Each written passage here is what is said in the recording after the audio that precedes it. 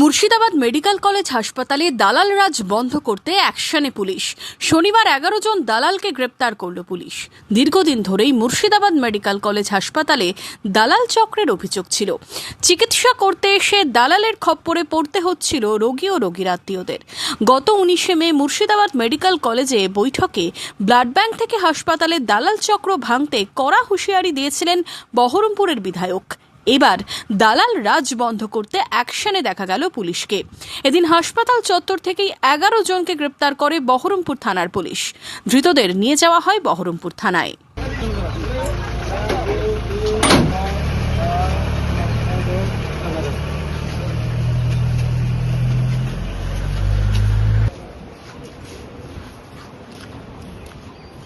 Manmohini health care, স্বাস্থ্য সেবায় অটুট শ্রেষ্ঠত্বের শিরোপা।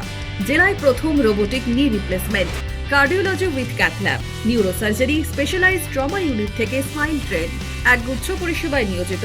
Manmohini health care, quality care with personal touch, Baharampur শিল্প তালুক।